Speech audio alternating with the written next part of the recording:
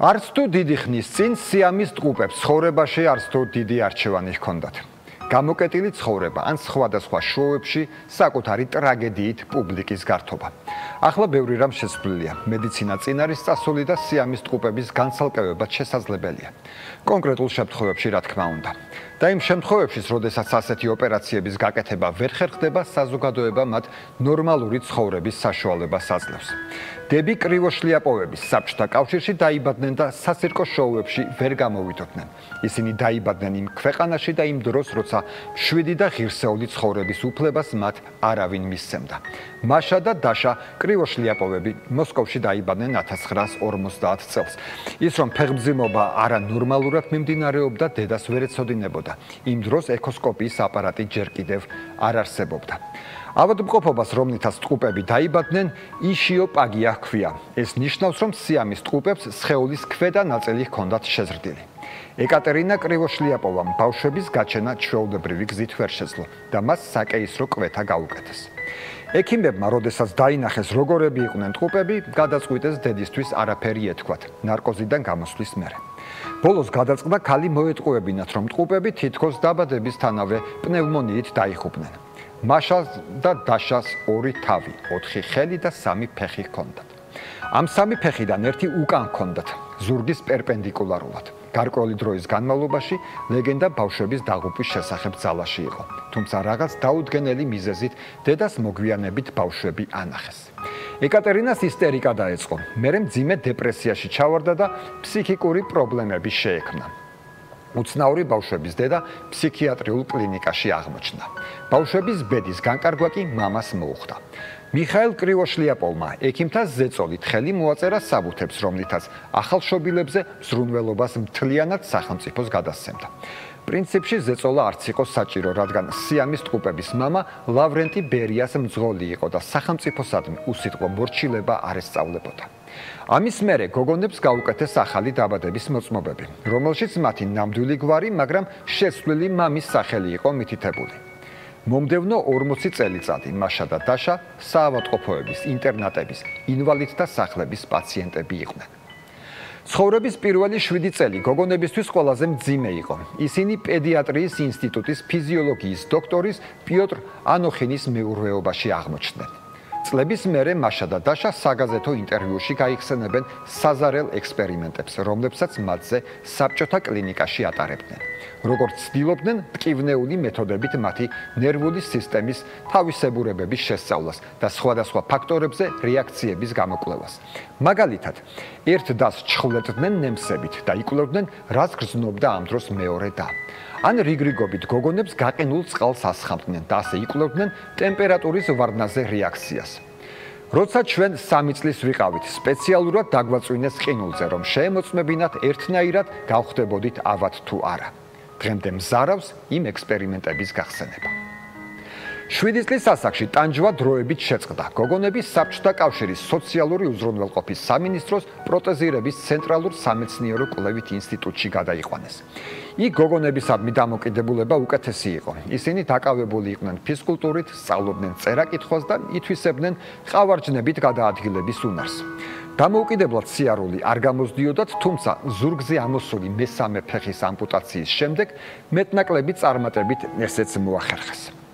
შემდეგ მათ ცხოვრებაში ისევ უმძიმესი პერიოდი დაიწყო. მაშა და დაშა პროთეზირების ინსტიტუტიდან გაწერეს და ერთი ინვალიდთა სახლიდან მეორეში დაატარებდნენ. არც ერთი დადებითი მოგონება გოგონებს იმ პერიოდიდან არ შემორჩენიათ. ყველაზე მძიმე კი მაინც ნოვოჩერკასკის ინტერნატი იყო, სადაც საყრდენ სამოძრაო ფუნქციების დარღვევის მქონე ბავშვები ჰყავდათ. ამ ინტერნატში ტყუპებმა 4 წელი გაატარეს. ეს ტკივილით, შიშით და უკიდურესი დამცირებით სავსე წლები იყო. ეს ყველაზე მძიმე გამოცდა იყო ჩვენთვის. სწორედ იმ ინტერნატში დავფიქრდით ცხოვრებაში პირველად თვითმკვლელობაზე. იქაურ ბავშვებს ვეზიზღებოდით. ჩვენ ბოიკოტი გამოგვიცხადეს. ბიჭები გამუდმებით გვცემდნენ, დაგვცინოდნენ, გვამცირებდნენ. ერთი ბოთლი არაყის სანაცვლოდ გვაიძულებდნენ ადგილობრივ სოფლელ ბიჭებს დავნახებოდით. ხდებოდა ხოლმე, რომ ღამეს საწოლში წყალს ჩაგვისხამდნენ და ყვიროდნენ, შეხედეთ მახინჯებმა ჩაიფსეს. ხმის ამოღება არ შეგვეძლო, სველ საწოლში ჩუმად ვიწექით. ერთხელ უზარმაზარი ძაღლიც მოგვიქციეს. იმ შემთხვევის მერე ენის ბორციკი დაგვეწყო. სიცოცხლესთან გამომშვიდობების მცდელობები ერთი მეორეს მოსდევდა. ამ უსასრულოდ გაწევილ 4 წელიწადში დებმა გადაიჭრეს ვენები. შეეცადნენ რაღაც აბების დიდი რაოდენობით მოეწამლათ თავი. მესამე სართულის ფანჯრიდან გადახტომის მცდელობას ჰქონდათ. 12 წლის ასაკში ტყუპებმა სასტიკი რეალობიდან მოწყვეტის ახალი გზაც იპოვეს ალკოჰოლი. სასმელს ისინი მთელი ცხოვრება აღარ მოცილებიან. შესაძლოა გაგიკვირდეთ, მაგრამ ინვალიდი ბავშვების იმ ეპოქაში ჯერ კიდევ არ არსებობდა ტერმინი შეზღუდული შესაძლებლობის მქონე პირი.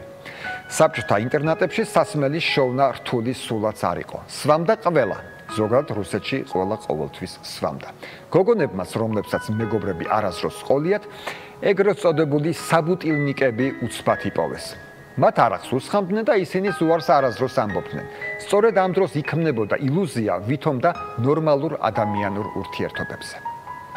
1970 წელს, როდესაც გოგონებს 20 წელი შეუსრულდათ, მათ გადაწყვიტეს ინტერნატი დაეტოვებინათ. ნოვოჩერკასკიდან მოსკოვში როგორღაც ჩააღწიეს. გზად ყველა დოკუმენტი დაკარგეს, რაც საბჭოთა ეპოქაში დიდი პრობლემა იყო. თუმცა მოსკოვში მათ შედარებით გაუმართლათ. კეთილი ადამიანების დახმარებით მორიგ ინტერნატში მოეწყნენ და მეტიც იქ საკუთარი ოთახიც კი მიიღეს. დამოუკიდებლად ცხოვრების საშუალება მათ ალკოჰოლიზმობაზე გავლენა ვერ მოახდინა. მეტიც, კიდევ უფრო მეცვამდნენ. არახში მიდიოდა თითქმის მთელი მათი ინვალიდობის პენსია.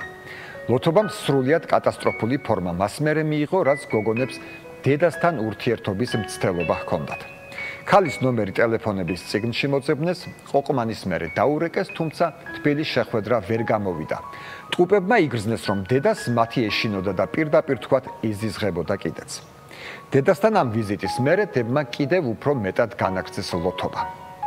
განსაკუთრებით ეს დაჩასახებოდა, როდესაც ის მას იწყებდა საზიარო სისხლძარღვებით ალკოჰოლი მეორე დის ტვინში ხვდებოდა და ათრობდა.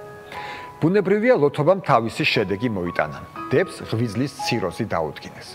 1989 წელს დებს პატარა ბინას მისცეს. ეს კიდევ უარესი იყო, რადგან ინტერნატში ექიმი მაინც იყო სიახლოვეს. ასე კი ისინი სრულიად უმეთვალყურეოდ დარჩნენ. ყველაფერი 2003 წლის 13 აპრილს დასრულდა. დილას დაშამ და ვერ გაახვიცა. იფიქრა, რომ მაშას უბრალოდ ღრმად ეძინა.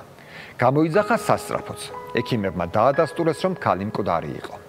სიკვდილის მიზეზი, როგორც მერე ექსპერტიზამ დაადგინა, ძილის დროს განვითარებული ინფარქტი გახდა. საერთო ორგანოების გამო ცხადია, დაშაც სასიკვდილოდ განწირული იყო. დაშამ ბოლომდე ვერც გაიაზრა, რა ხდებოდა მის თავს. ის დის სიკვდილიდან 17 საათის მერე გარდაიცვალა სისხლის ინტოქსიკაციით, საშინელი წამებით. ასე დასრულდა საბჭოთა კავშირში პირველი სიამის ტყუპების უსიხარულო სიცოცხლე.